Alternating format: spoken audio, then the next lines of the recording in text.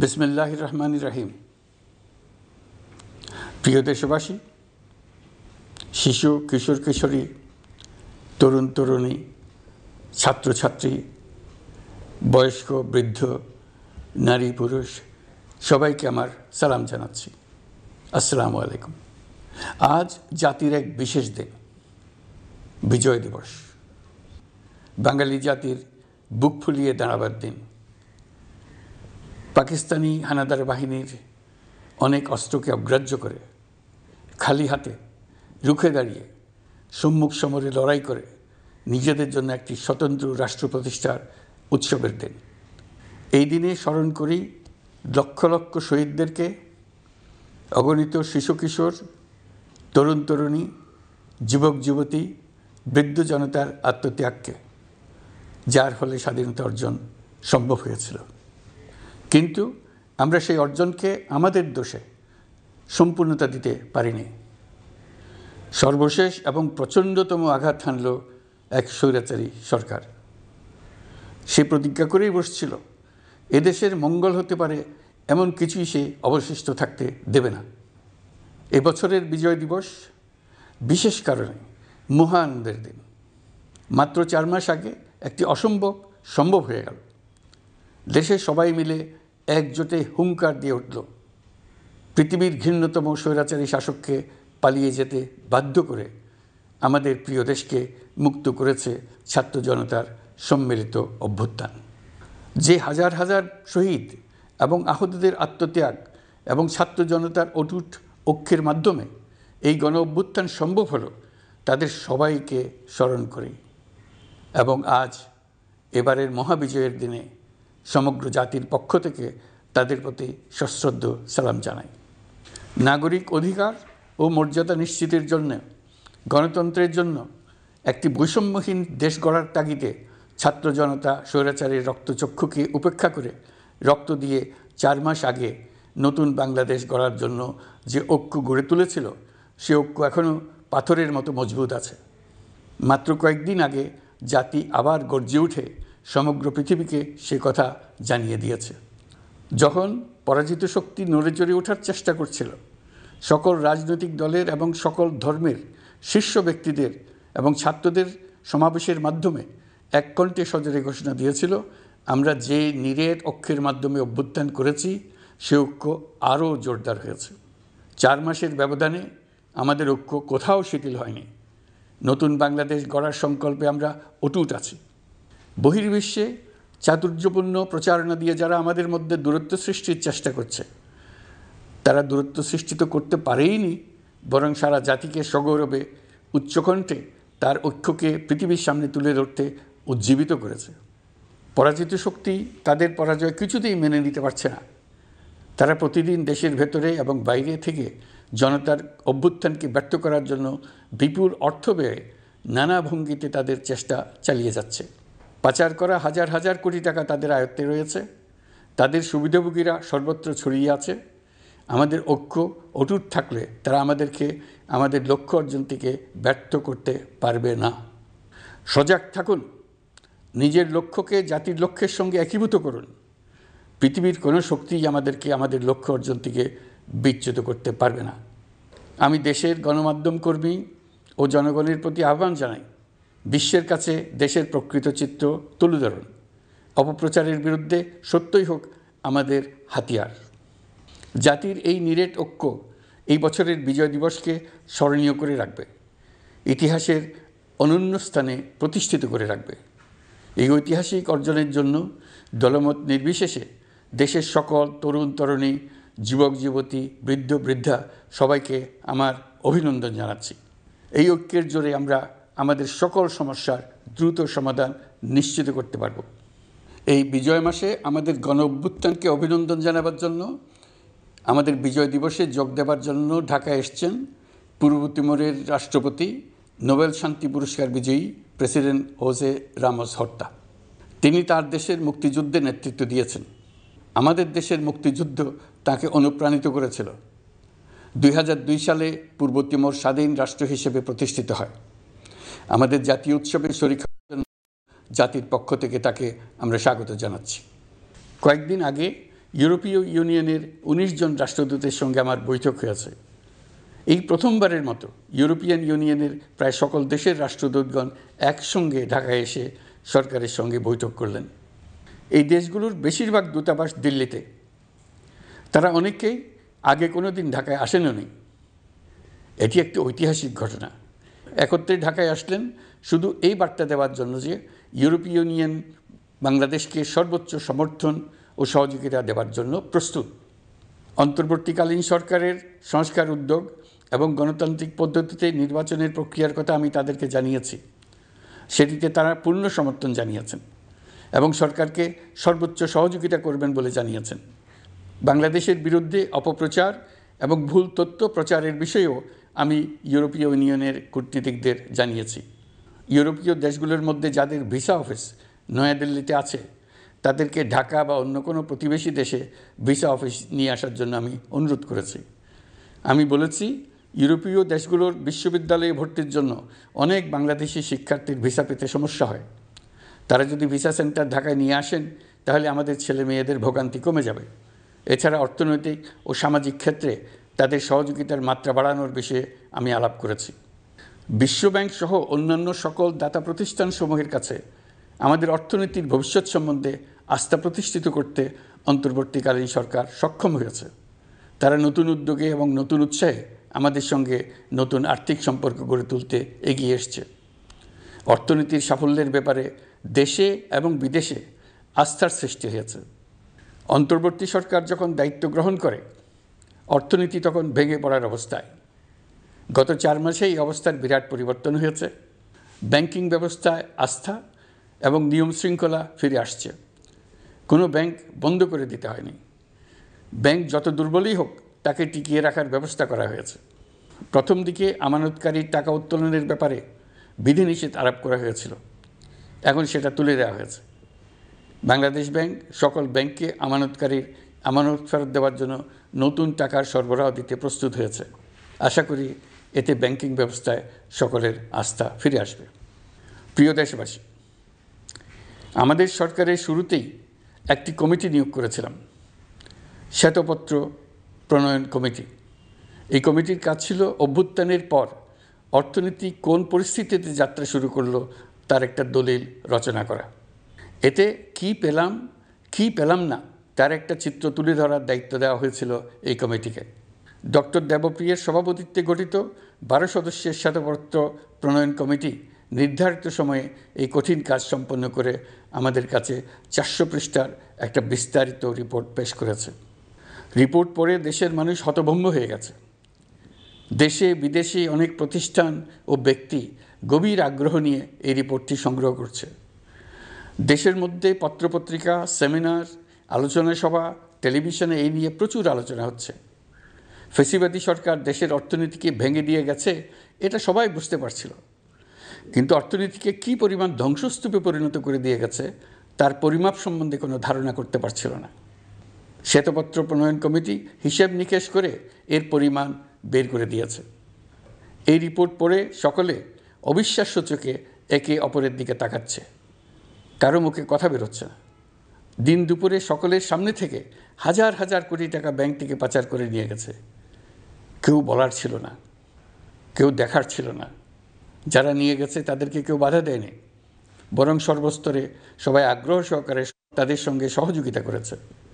কারণ তারা সব আপন লোক।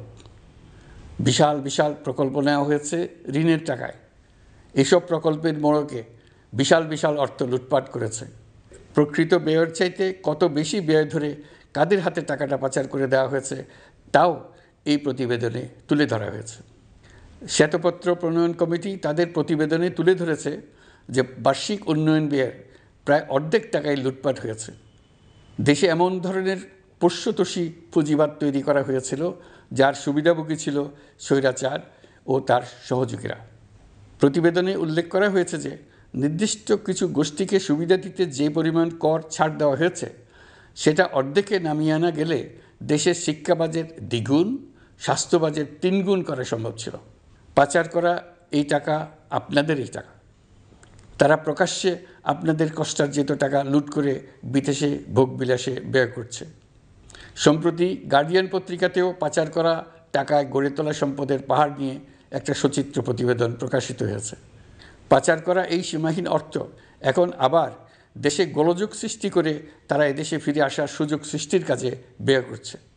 আপনারা দেখতেই পাচ্ছেন এই টাকা কীভাবে দেশের সংহতির বিরুদ্ধে সকল প্রকার অপপ্রচারের কাজে লাগানো হচ্ছে। প্রতি বছর অর্থনৈতিক প্রবৃদ্ধির যে হার দেখানো হয়েছে সেটাও মন গড়া। দেশকে এবং পৃথিবীকে বলা হচ্ছিল কি সুন্দর দেশ বাংলাদেশ, লাফিয়ে লাফিয়ে তার উন্নয়নে এগিয়ে চলছে। এখন বাংলাদেশ ব্যাংকের বড় কাজ হলো পাচার করা টাকা দেশে ফিরিয়ে আনা। তারা তাদের সর্বোচ্চ ক্ষমতা দিয়ে সেটা চেষ্টা করছে। কাজটা কঠিন, কারণ এই বিষয়ক আইন কঠিন। আমরা বাংলাদেশ ব্যাংকে সাহস ও সমর্থন দিয়ে যাচ্ছি। বারবার বলছি, অন্তর্বর্তী সরকারের আমলে আংশিক টাকা হলেও যেন ফেরত আনা যায়।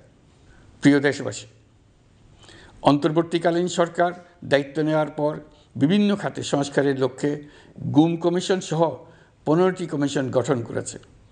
এসব কমিশন পূর্ণ উদ্যমে তাদের কাজ করে যাচ্ছে। গুম কমিশন গত পরশু তাদের প্রতিবেদনের প্রথম খণ্ড আনুষ্ঠানিকভাবে পেশ করে গেছেন। গুমের শিকার বহু পরিবারের নিরাপত্তার স্বার্থে এটা এখন প্রকাশ করা যাচ্ছে না। এই প্রতিবেদন পড়ার আগেই আপনাদেরকে সাবধান করে রাখি, এটা একটা লোমহর্ষক প্রতিবেদন। মানুষ মানুষের প্রতি কী পরিমাণ নৃশংস হতে পারে এতে আছে তার বিবরণ। অবিশ্বাস্য বর্ণনা। সরকারের আক্রোশের শিকার হয়ে ঘটনাচক্রে যারা এখনও বেঁচে আছেন তারা আজ পর্যন্ত মুখ খুলতে সাহস করছেন না। তাদের ভয় কিছুতেই কাটছে না। তাদের ভয় হঠাৎ যদি ওই জালেমরা আবার ক্ষমতায় আসে তাহলে তাদের প্রতি এরা নৃশংসতম হবে। গত সরকারের ঘৃণ্যতম অধ্যায়ের ঐতিহাসিক দলিল হিসেবে এই প্রতিবেদন অমর হয়ে থাকবে। আমি আশা করছি কমিশনগুলো এখন থেকে নিয়মিতভাবে তাদের নির্ধারিত সময়ের মধ্যে তাদের প্রতিবেদন ও সুপারিশমালা পেশ করতে থাকবে।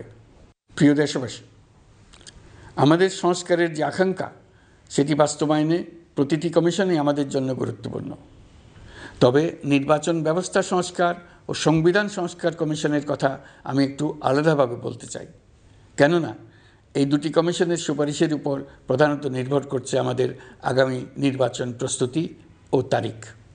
এই প্রসঙ্গে বড় খবর হলো, প্রধান নির্বাচন কমিশনার সহ নির্বাচন কমিশন গঠন করা হয়ে গেছে। কমিশন দায়িত্ব গ্রহণ করেছে। এখন থেকে তাদের হাতে দায়িত্ব ন্যস্ত হলো ভবিষ্যৎ সরকার গঠন করার প্রক্রিয়া শুরু করার। তারা তাদের প্রস্তুতির কাজ শুরু করেছেন। তাদের হাতে অনেক কাজ।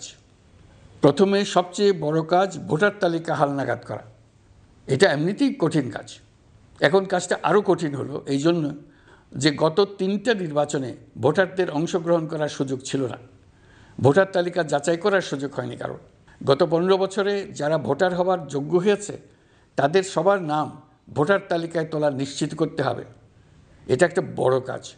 ছাত্র জনতার অভ্যুত্থানের পর এখানে গলদ রাখার কোনো সুযোগ নেই।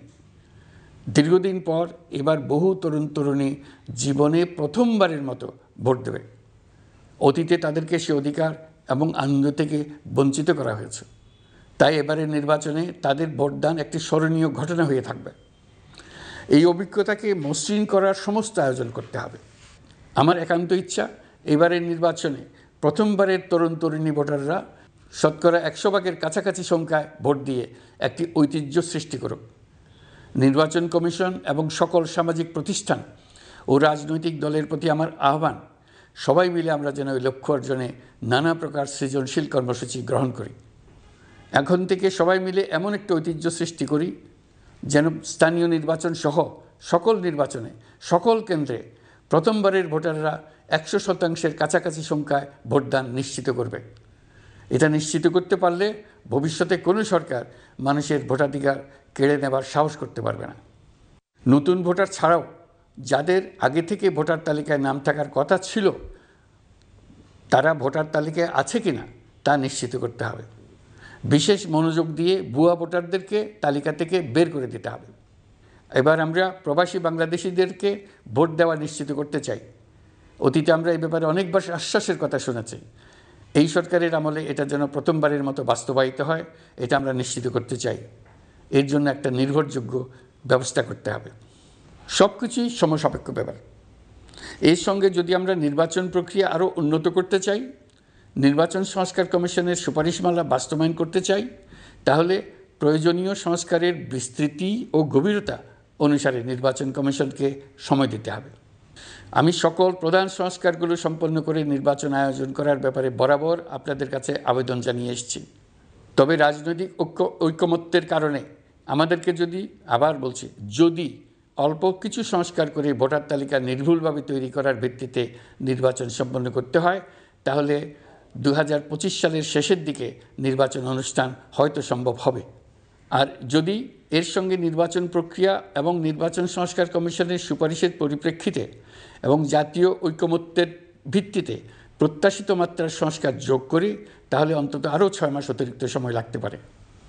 মোটা দাগে বলা যায় 2025 সালের শেষ দিক থেকে 2026 সালের প্রথমার্ধের মধ্যে নির্বাচনের সময় নির্ধারণ করা যায়। প্রিয় দেশবাসী, যে কোনো সংস্কারের কাজে হাত দিতে গেলে রাজনৈতিক ঐকমত্যের প্রয়োজন। এই ঐকমত্যে পৌঁছানোর প্রক্রিয়া কী হবে?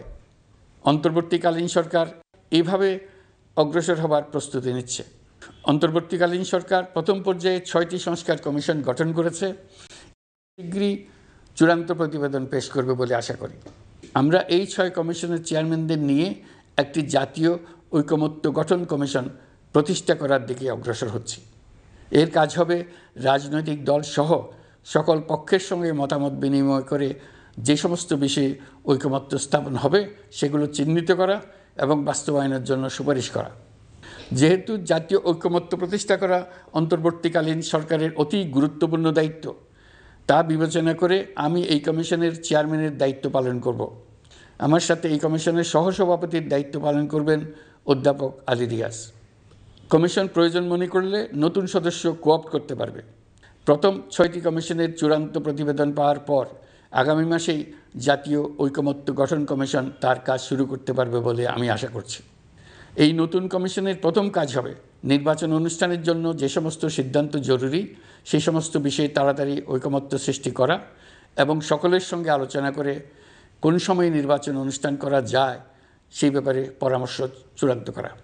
প্রিয় দেশবাসী, নির্বাচন আয়োজন ও সংস্কার ছাড়াও আপনারা আমাদের উপর অনেকগুলো দায়িত্ব দিয়েছেন। এর মধ্যে রয়েছে অর্থনীতি পুনরুদ্ধার ও মানুষের জীবনমান উন্নয়ন। ফ্যাসিবাদী সরকারের কাছ থেকে আমরা বিপর্যস্ত এক অর্থনীতি পেয়েছি। আমাদের বৈদেশিক রিজার্ভ তলানিতে গিয়ে থেকেছিল।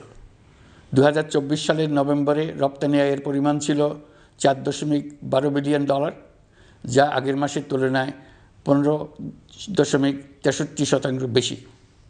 সামগ্রিকভাবে 2024 সালের জুলাই নভেম্বর সময়কালে রপ্তানি $16.11 বিলিয়ন পৌঁছেছে।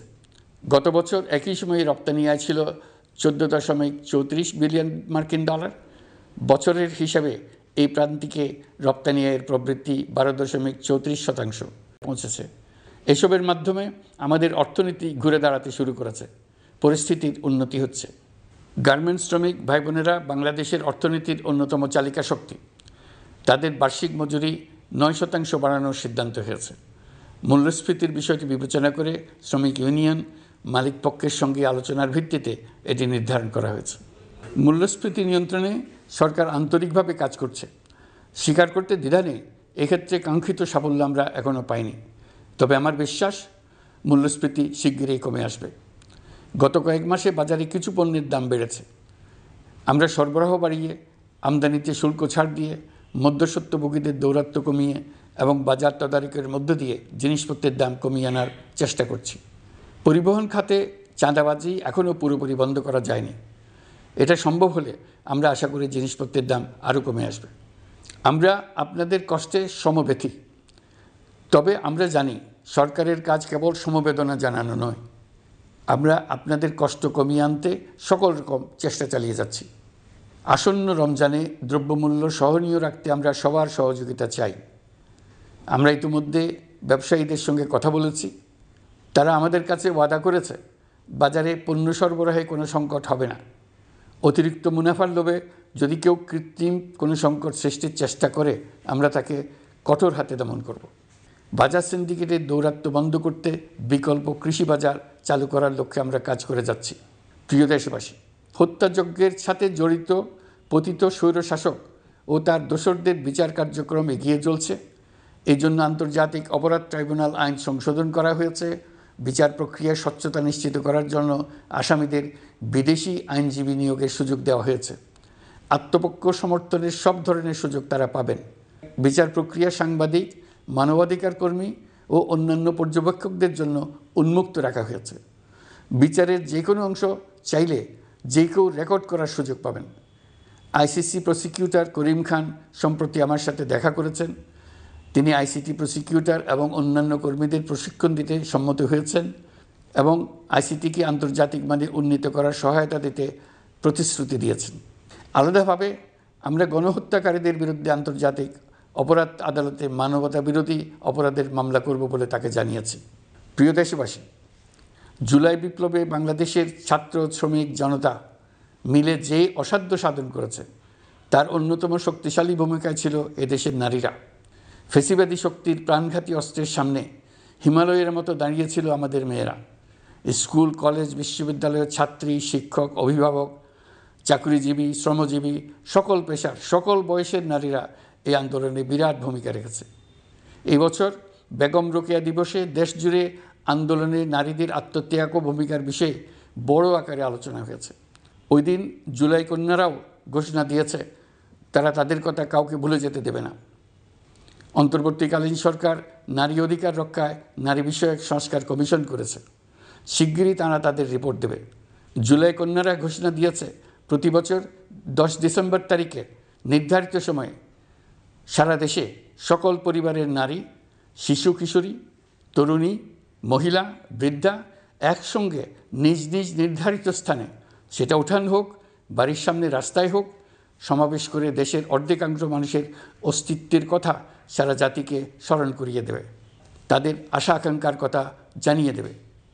যেই তরুণীরা জুলাই আন্দোলনে সামনের সারিতে থাকলো তারা নতুন বাংলাদেশ গড়ার প্রত্যয় থেকে আর কোনো দিন সরে যাবে না। তারা শুধু নতুন বাংলাদেশ নয়, নতুন এক পৃথিবী গড়ে তোলার মহাকর্মযজ্ঞে বাংলাদেশের সকল বয়সের নারীদের সঙ্গে নিয়ে নেতৃত্ব দেবে। সবশেষে এই বিজয়ের মাসে আমি বাংলাদেশের দল, মত, জাতি, ধর্ম, বর্ণ, বয়স নির্বিশেষে সবাইকে ঐক্যবদ্ধ থাকার আহ্বান জানাচ্ছি। শক্তিশালী স্বৈরাচারী সরকারকে জাতীয় ঐক্যের মাধ্যমেই আমরা হটাতে পেরেছি। তারা এখনও সর্বশক্তি দিয়ে জাতিকে বিভক্ত করার চেষ্টা চালিয়ে যাচ্ছে। সাম্প্রদায়িক রাজনীতির মাধ্যমে জাতীয় ঐক্যকে নস্যাৎ করতে চাচ্ছে, একের প্রতি অন্যের বিষ উগড়ে দিতে চাচ্ছে। তাদের এই হীন প্রচেষ্টাকে কোনোভাবেই সফল হতে দেবেন না। প্রিয় দেশবাসী, এটা আমাদের বিজয়ের মাস। 16ই ডিসেম্বরে যুদ্ধ জয় করে পৃথিবীর বুকে বাঙালি জাতির একটা স্বাধীন রাষ্ট্র প্রতিষ্ঠার মাস, শত্রুকে চূড়ান্তভাবে পরাজিত করার মাস, নিজের শক্তিকে আবিষ্কার করার মাস। এই বিজয়ের মাসে আমরা সকল প্রস্তুতি নিয়ে দৃঢ় পদক্ষেপে নতুন বাংলাদেশ গড়ার যাত্রা শুরু করলাম। এই যাত্রা শুভ হোক, গন্তব্যে পৌঁছানো নিশ্চিত ও আনন্দদায়ক হোক। বিজয়ের মাস হোক নারী, পুরুষ, ধর্ম, বর্ণ, রাজনৈতিক পরিচয় নির্বিশেষে জাতির মহা ঐক্যের মাস। বিজয়ের মাস হোক ছাত্র জনতার অভ্যুত্থানকে স্মরণ করে নতুন বাংলাদেশ গড়ার শপথ দৃঢ়তার সঙ্গে পুনর্ব্যক্ত করার মাস। বিজয়ের মাস হোক নতুন বাংলাদেশ গড়ার লক্ষ্যে তরুণদের প্রচণ্ড দুঃসাহস প্রকাশের মাস। বিজয়ের মাস হোক নাগরিকদের পরস্পরের মধ্যকার সম্পর্ক স্থায়ীভাবে ভয়বিহীন থাকবে এমন এক সমাজ গড়ার মাস। সংখ্যালঘুদেরকে সংখ্যাগরিষ্ঠদের ভয়ে ভীত হতে হবে না, নারীকে পুরুষের ভয়ে ভীত হতে হবে না, বিত্তহীনকে বিত্তবানদের ভয়ে ভীত হতে হবে না, নিজের মত প্রকাশে কারো ভয়ে ভীত হতে হবে না। বিজয়ের মাস হোক অসম্ভবকে সম্ভব করার প্রতিজ্ঞা নেবার মাস। প্রিয় দেশবাসী, শিশু, কিশোর কিশোরী, তরুণ তরুণী, ছাত্রছাত্রী, বয়স্ক, বৃদ্ধ, পুরুষ, নারী, আসুন আমরা প্রাণ ভরে বিজয়ের মাস উদযাপন করি। সকলকে বিজয়ের মাসের শুভেচ্ছা জানাচ্ছি। এই বিজয়ের মাস জাতির জন্য এক নতুন দিগন্তের সৃষ্টি করুক। আপনাদের সবাইকে আবার আমার সালাম জানাচ্ছি। আসসালামু আলাইকুম। মহান আল্লাহ আমাদের সহায় হন। আল্লাহ হাফেজ।